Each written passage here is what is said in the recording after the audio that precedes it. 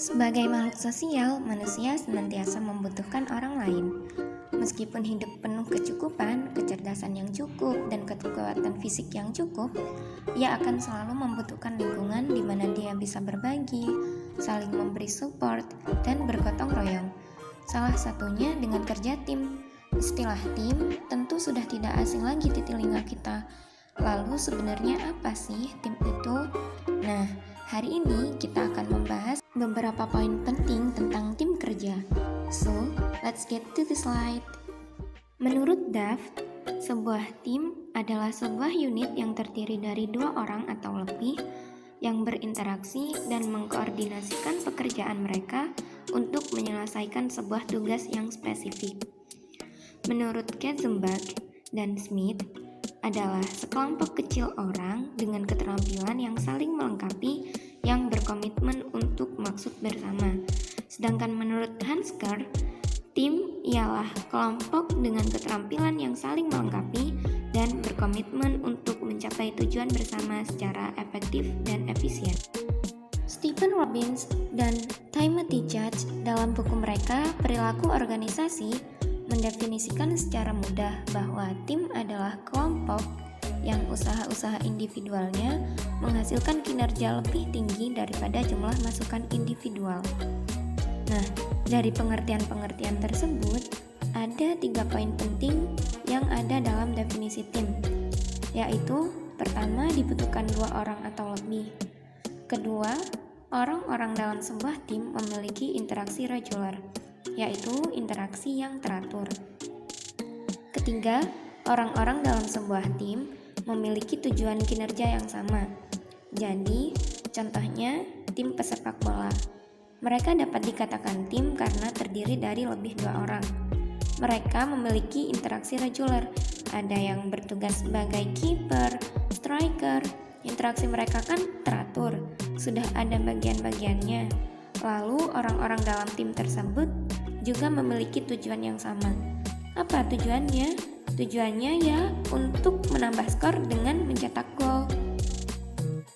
Sekilas tim terlihat sama dengan kelompok, tapi sebenarnya kelompok dan tim adalah 2 konsep yang berbeda. Jika tadi tim adalah suatu unit yang terdiri atas 2 orang atau lebih yang berinteraksi dan mengkoordinasi kerja mereka untuk tujuan tertentu, kelompok atau grup didefinisikan sebagai 2 atau lebih individu yang saling bergantung dan bekerja sama yang secara bersama berupaya mencapai tujuan. Perbedaan tim dan kelompok antara lain tujuannya. Tim memiliki tujuan kinerja kolektif yang menuntut upaya gabungan. Kerja kolektif adalah kerja sama untuk tujuan tertentu tanpa ada hierarki di dalamnya. Sedangkan kelompok kerja adalah kelompok yang berinteraksi hanya untuk berbagi informasi dan mengambil keputusan untuk membantu tiap anggota dalam bidang tanggung jawabnya. Untuk sinergi, tim selalu memiliki sinergi positif, sedangkan kelompok kerja bisa memiliki sinergi positif atau negatif. Pertanggungjawaban tim adalah secara individual dan timbal balik, berbeda dengan kelompok yang pertanggungjawabannya hanya secara pribadi. Keterampilan para anggota tim juga bersifat saling melengkapi. Jadi, setiap anggota tim memiliki keterampilan yang berbeda, namun saling membutuhkan untuk tujuannya. Sedangkan kelompok tidak menuntut anggotanya memiliki keterampilan yang saling melengkapi. Bisa saja dalam satu kelompok kerja, semua anggotanya memiliki keterampilan yang sama. Selanjutnya kita membahas mengenai tipe tim. Tim dapat diklasifikasikan berdasarkan sasarannya. Bentuk yang paling umum digunakan dalam organisasi atau perusahaan adalah yang pertama, tim pemecah masalah. Tim ini terdiri dari 5-12 karyawan jam-jaman dari suatu departemen yang bertemu selama beberapa jam tiap pekan untuk membahas perbaikan kualitas, efisiensi, dan lingkungan kerja. Dalam tim pemecah masalah, anggota berbagi gagasan atau menawarkan saran mengenai bagaimana proses dan metode kerja dapat diperbaiki. tetapi jarang tim-tim diberi wewenang untuk melaksanakan secara sepihak setiap tindakan mereka yang disarankan. Yang kedua, tim kerja pengelola diri adalah kelompok karyawan yang memikul tanggung jawab dari mantan penyelia atau pengawas mereka. Tim ini mencakup kerja tentang perencanaan dan penjadwalan kerja, kontrol kolektif atas langkah kerja, membuat keputusan operasi dan mengambil tindakan atas permasalahan. Tim ini bahkan memilih anggotanya sendiri dan menyuruh anggota itu untuk saling menilai kinerja. Selanjutnya, tim lintas fungsional atau fungsional silang. Tim lintas fungsional adalah tenaga kerja dari tingkat hierarki yang sama, tetapi dari tempat pekerjaan yang berbeda. Tim lintas fungsional merupakan cara efektif yang memungkinkan orang-orang dari aneka bidang dalam suatu organisasi atau bahkan antar organisasi untuk bertukar informasi, mengembangkan gagasan baru, dan memecahkan masalah, serta mengkoordinasikan proyek yang rumit. Keempat, tim virtual. Tim virtual adalah tim yang menggunakan teknologi komputer untuk mengikat secara fisik secara bersama, membagi anggota untuk mencapai tujuan bersama.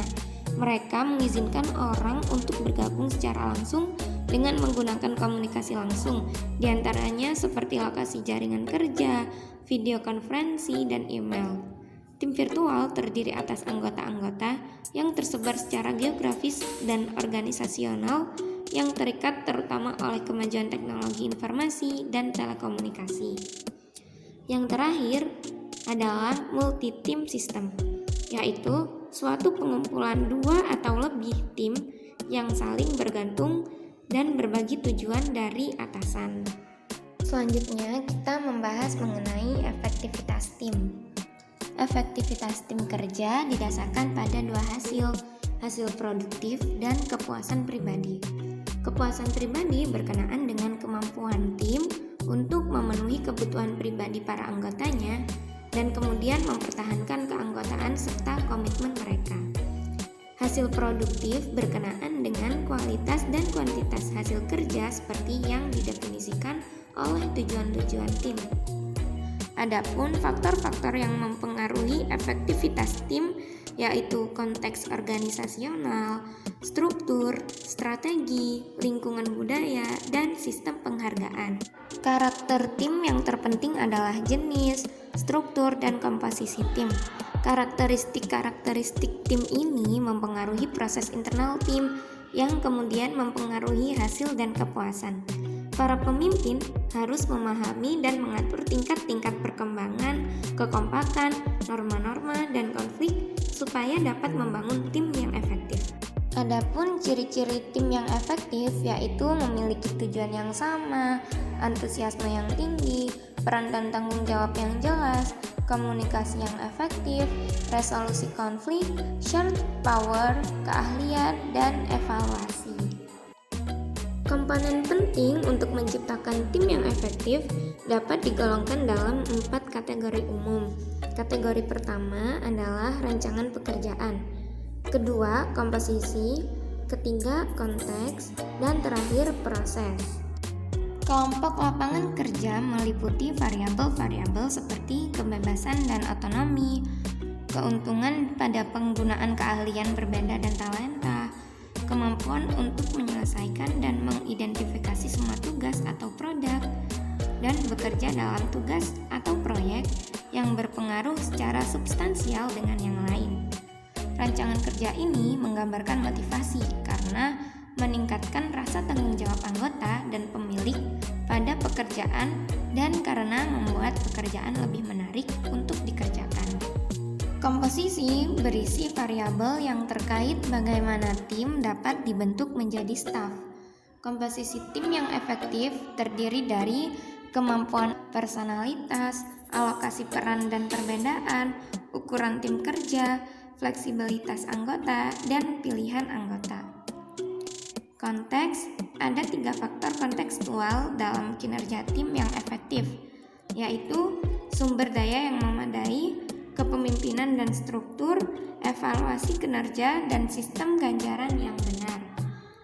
Tim yang efektif memiliki sumber daya yang memadai untuk melaksanakan semua pekerjaan dalam mencapai tujuan. Hal ini meliputi pengaruh seperti informasi yang tepat waktu, teknologi, ketersediaan staf, dorongan, dan asisten administrasi.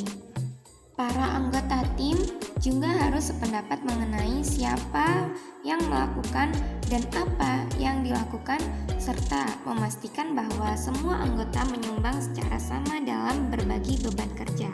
Oleh karena itu, kepemimpinan dan struktur penting adanya untuk menyepakati mengenai hal-hal yang spesifik dari kerja dan bagaimana hal itu cocok dalam memadukan keterampilan-keterampilan individual menuntut kepemimpinan dan struktur yang baik. Hal lain yang berkaitan dengan keefektifan tim adalah variabel proses. Pada komponen ini, hal-hal yang terkait adalah tujuan bersama, menegakkan tujuan spesifik, kekuatan tim, tingkat konflik, dan kemalasan sosial. Nah, kemalasan sosial itu apa sih? Kemalasan sosial itu kecenderungan penurunan usaha atau kinerja seseorang yang disebabkan oleh kehadiran orang lain atau saat di dalam kelompok dibanding ketika bekerja secara individu, independen atau seorang diri. Nah, individu-individu dapat bersembunyi dalam suatu kelompok. Mereka dapat menyibukkan diri dalam kemalasan sosial dan meluncur bersama upaya kelompok karena sumbangan individual mereka tidak dapat dikenali. Nah, tim yang efisien itu membuat anggota-anggota secara individual maupun gabungan bertanggung jawab untuk maksud, tujuan, dan pendekatan tim.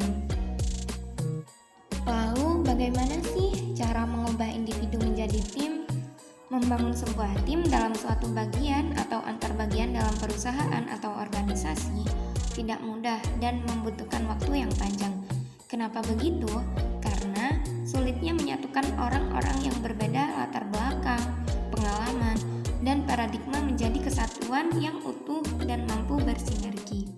Contohnya, pemain-pemain bola yang memiliki keterampilan individu tinggi, namun ketika bergabung dalam suatu kesebelasan tidak mampu berprestasi tinggi karena mereka tetap hanya kumpulan individu-individu, bukan suatu tim yang solid dan bersinergi. Beberapa cara yang dapat dilakukan untuk mengubah individu menjadi pemain tim adalah: pertama, tahap seleksi. Beberapa orang telah memiliki keterampilan antar pribadi untuk menjadi pemain tim yang efektif. Ketika mempekerjakan anggota tim, di samping keterampilan teknis yang diperlukan untuk mengisi pekerjaan itu, harus dipastikan pula bahwa calon dapat memenuhi peran tim mereka maupun persyaratan teknis. Namun, banyak juga calon yang melamar pekerjaan tidak mempunyai keterampilan tim. Lalu bagaimana cara menghadapi calon semacam ini? Umumnya ada 3 cara yang bisa dilakukan seorang manajer dalam menghadapi pelamar kerja yang seperti ini, yaitu dengan memberi pelatihan kepada calon tersebut agar mereka mampu menjadi pemain tim, atau mentransfer calon tersebut ke unit lain di dalam organisasi tanpa tim, atau tidak memperkerjakan atau menolak calon tersebut.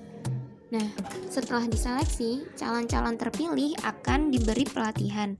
Pelatihan untuk apa? Untuk membentuk kepribadian individu yang mampu menjadi pemain tim. Sebagian besar orang yang dibesarkan pada lingkungan yang mementingkan prestasi individual dapat dilatih untuk menjadi pemain tim.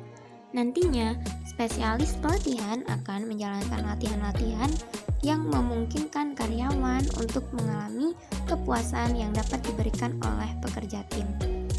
Setelah diseleksi dan diberi pelatihan, para pekerja harus disediakan insentif agar menjadi seorang pemain tim yang baik untuk mendorong usaha bekerja sama, bukannya saling berkompetisi. Promosi, kenaikan gaji, dan bentuk penghargaan lainnya juga harus diberikan kepada para individu yang telah bekerja efektif sebagai para anggota tim dengan melatih para kolega yang baru. Baiklah, sekian penjelasan yang dapat saya berikan mengenai tim. Semoga dapat dipahami dan memberi manfaat.